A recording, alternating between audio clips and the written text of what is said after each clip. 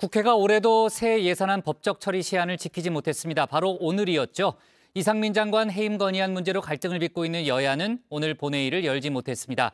또 국회 가방위에서는 공영방송 지배구조를 바꾸는 방송법 개정안을 놓고서 소란이 일기도 했는데요. 국회 소식 유정아 상황실장이 정리했습니다.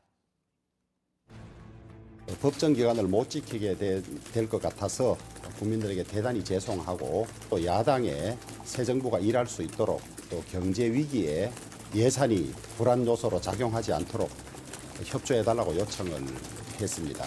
의장께서 계속 이 야당의 반대만 수용해서 이렇게 여당의 반대만 수용해서 이렇게 회의를 무산시키는 것 저희로서는 매우 유감이라는 말씀을 드렸고요. 본회의를 일단은 개의해놓고 끝까지 여야가 합의할 수 있다라면은 뭐 밤을 새서라도 또는 내일이라도 처리할 수 있다는 입장을 갖고 있고요. 네, 헌법에 명시된 새해 예산안 의결 시한이 바로 오늘입니다. 윤석열 정부의 첫 예산안인데 올해도 시한을 지키지 못할 것이 확실시되고 있습니다. 이상민 장관 해임 건의안을 발의한 민주당은요, 오늘 본회의를 열어서 국회에 보고하고 그럼 예산안도 처리할 수 있겠다 이런 입장이지만요. 국민의힘은 예산안 합의가 안 된 상황이라서 처리할 안건 없다. 본회의를 열 수 없다는 입장입니다. 예산안 처리 부분만 놓고 보면 여야가 바뀐 듯한 모습 같기도 한데요. 민주당은 월요일 5일 내라도 국회 본회의를 열어달라 국회의장에게 요구를 했는데 김진표 국회의장은 오늘 예산안의 늦은 처리 사과를 하면서 정기국회 막바지인 8일과 9일에 본회의를 개최하겠다고 공지했습니다. 헌법이 정한 예산안의 법정 처리 시한이 오늘이지만 내년도 나라 살림 심사를 마치지 못했습니다. 국회의장으로서 국민 여러분께 송구하다는 말씀을 드립니다. 국회에 주어진 권한이자 책무를 이행하기 위해 12월 8일, 9일 양일간 본회의를 개최하려고 합니다. 네, 국회 선진화법이 도입된 이후에 예산안이 시한 내에 처리된 건요, 2014년과 2020년 두 번뿐입니다. 하지만 다른 해에도 정기국회 기한 내에는 거의 이렇게 처리가 됐는데요. 정기국회 마지막 날인 9일에 본회의가 예정된 올해의 경우에는 정기국회 다음 날 예산안이 처리됐던 2019년의 이 최장 기록 경신하진 않을지 우려가 나오고 있습니다. 지금은 국회 예결 소위 논의 기간도 끝났죠. 예결위 여야 간사 그리고 기재부 관계자 등 몇몇이 비공개로 모여서 하는 예산 소소위에서 막판 협상을 벌이고 있습니다. 예산 소소위는요, 법적인 근거가 없는 조직이고 회의록도 남기지 않습니다. 매해 실세 의원들이 본인들의 지역구 예산을 이른바 쪽지 예산 혹은 카톡 예산 형태로 밀어넣어서 논란이 되기도 하는데요. 유난히 예산안 검토가 늦었던 올해의 경우에는 이 예산안 심사 과연 어떻게 진행되고 있을지 궁금하고 또 걱정도 되고 있습니다. 소소위에 비하면 이 취재 기자에게 일부 공개가 되는 예결 소위의 경우에도 수십, 수백, 수천억의 예산을 마치 짬짬이 형식으로 넘기는 경우가 많은데요. 오래전이지만 제가 직접 취재하러 간 적이 있었습니다. 시간이 늦어지니까 의원들이 서로 시간도 없는데 빨리 하자 이런 이야기를 주고받으면서 회의를 진행을 했고요. 이 모 야당 의원이 아주 꼼꼼하게 질문을 꼬박꼬박 하니까 근데 이 의원이 잠깐 자리를 비우니까 이 위원장이 이 의원이 나간 사이에 우리 빨리 처리를 하자고 하면서 질의를 하는 의원들에게 빨리빨리 질문해라 이렇게 채근하는 모습을 보이기도 했습니다. 들으면 들을수록 좀 기가 막힌 얘기들이 많이 있습니다. 네, 여야는 예산안뿐 아니고요. 법안을 놓고서도 국회 곳곳에서 다투고 있는 모습입니다. 방송법과 노란봉투법, 종부세법이 대표적인데요.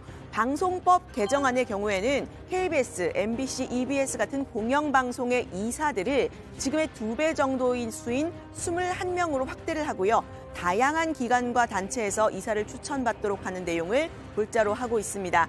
국민의힘은 친야권 성향 인사의 추천 몫이 늘어난다 이러면서 반대를 한 반면에 민주당은 공영방송의 지배구조를 민주화하는 진작부터 됐어야 할 법이라고 했습니다. 오늘 상정 예정이었던 방송법, 이 방송 지배 구조에 관련된 법안들은 절차적인 정당성을 전혀 갖추지 못한 법안들입니다. 자동차를 만드는 회사에서 바퀴뿐 자동차를 지금 판매하겠다라는 얘기입니다. 입법기관으로서 부끄러운 줄 알아야 된다고 생각합니다. 국회 몫의 추천을 4분의 1로 줄였습니다. 그게 그렇게 배가 아픕니까? 공영방송을 본인들 손아귀에 거머쥐어야 성에 차십니까? 이번 방송법은 정치권으로부터 공영방송을 독립시키고 고스란히 돌려드리겠다라는 법안임을 국민의힘도 인정하신다면 이제는 말도 안 되는 얘기는 그만하시고 함께 처리할 수 있도록 협조해 주시면 좋겠습니다. 네, 민주당은 이미 지난달 30일에 과방위 소위에서요. 방송법 개정안을 단독 처리를 했습니다. 국민의힘은 어제 다수당의 횡포를 막는 안건조정위원회를 신청을 하면서 맞섰는데요. 결과는 역부족이었습니다. 성폭력 사건으로 민주당을 탈당했던 무소속 박완주 의원이 안건조정위에 포함이 되면서 이 여야 동수가 아니라 민주당의 손을 들어준 건데요. 국민의힘은 민주당 소속의 정청래 과방위원장이 황제 진행을 하고 있다, 독재를 하고 있다고 했습니다. 공격수로 나선 건 다름 아닌 권성동 의원이었습니다. 인사 진행을 주세요. 위원장이 너무 독재적으로 하는 그런 거 아니에요. 권성동 의원!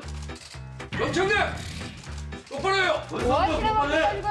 우선 정청래 위원회 그 위원장 자격이 있는지에 대해서 심각한 부분을 권성동 의원 인사 진행 발언을 망하세요. 권성동 의원은 과방위원 자격 있습니까? 이 시대는 들으세요. 자격 있어요 없어요? 충분하죠. 있죠. 그러니까 앉아있죠. 오늘 위원장으로 선출됐어요. 야, 독재 그만하고. 독재 얘기하지 마세요. 대통령한테 똑바로 알아가세요. 네, 여야 간의 신경전이 극에 달하면서 이런 웃지 못할 대화까지 있었는데요. 손가락질 하지 말고. 권성동 의원은 판사입니까? 권성동 의원 그만하십시오. 발언 거라고 얘기하세요. 아이, 이런 동사가 제대로 하는 거죠. 발언 거라고 얘기하세요. 하는 건 주세요, 그럼. 안 줘요. 안 거잖아. 어디다 하는 거야, 지금 뭐 하는 거야, 지금? 권성동 의원께서 위원장을 독재자라고 비교하고 그러는데 이게 독재지 뭐예요, 이게? 말 이러지 마세요. 나도 위원장 해봤는데 이런 식으로 해본 적 한 번도 없어요. 권성동 위원장 할 때 잘 못했다고 제가 알고 있어요.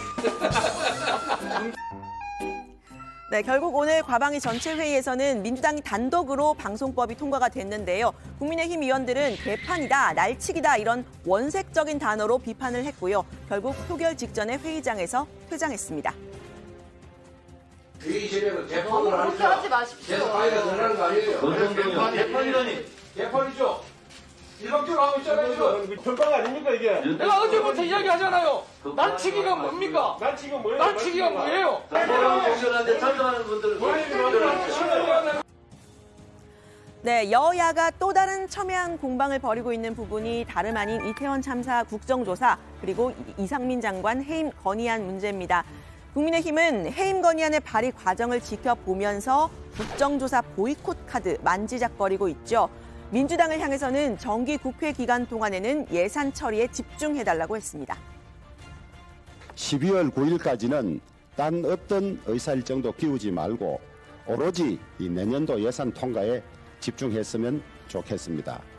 민주당이 며칠 있다가 다시 이 탄핵소추안을 발의하겠다고 하는데 탄핵소추안은 내더라도 12월 9일 이 정기국회 내 예산 처리 이후로 미루어야지 그 안에 내겠다는 말은 예산마저도 통과시키지 않겠다는 말이나 마찬가지입니다. 네, 민주당은 이 장관의 해임 건의안 처리를 막기 위해서 본회의를 열지 않고 있는 국민의힘을 향해서 예산안 처리의 의무를 방기하고 있다고 했습니다. 예산안 처리 시한이 오늘이지만 예산안 처리는 방기한 채 참사 책임자 보호, 국정조사 회방에만 매달리고 있습니다. 국회에서 여당이 사라졌습니다. 네, 민주당은 이 장관의 해임 건의안을 대통령이 받아들이지 않을 경우에 대비해서 플랜 B까지 이미 예고를 해둔 상태죠. 바로 탄핵 소추안을 발의하겠다는 겁니다. 국민의힘에서는 이 탄핵 소추안이 법적으로 받아들여질 가능성 없을 거라고 했습니다. 이상민 장관 자체도 지금 사고를 늦게 알았다는 거 아닙니까? 네. 그래서 이게 일단 알고도 하지 않은 것이 이게 직무유기가 되는 건데 알지를 못했다는 거예요. 탄핵이라는 거 결국은 정치적 공세다. 제대로 된 국정조사는 국민의힘이 하기 어렵다. 네, 결국 공은 윤석열 대통령에게 넘어갔다 이런 이야기가 나오고 있습니다. 당장 본회의를 열자는 민주당의 주장을 민주당 출신의 김진표 국회의장이 일단 받아들이지 않고 있는 상황이죠. 이건 이 장관의 거취 문제를 좀 중재하려는 노력을 하고 있기 때문일 거라고 했습니다.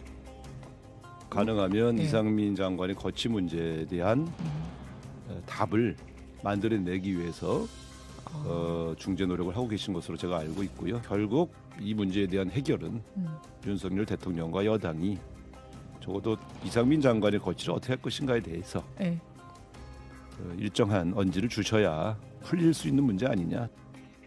네, 이렇게 여야가 대치를 하고 있는 상황에서요. 이태원 참사 희생자 유가족들은 어제 국회를 찾았습니다. 국정조사 특위위원들을 만나기 위해서였는데 이 자리에 국민의힘 위원들은 불참을 했죠. 국정조사를 제대로 해달라면서 눈물을 흘리고 무릎을 꿇는 모습이었습니다. 45일이라는 짧은 기간, 대통령 경호처도 제외된 소식에 정말 송구스럽지만 마음이 불편했습니다. 국회가 진정, 진상 규명의 의지가 있는가라는 걱정에 잠을 못 이뤘습니다.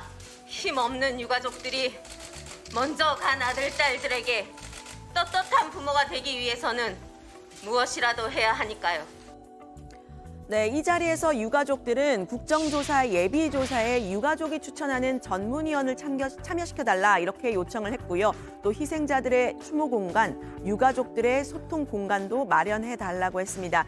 민주당은 생존자들을 국정조사의 증인으로 채택해서 당시 상황을 좀 들어보고 진상을 규명하겠다 약속을 했는데요.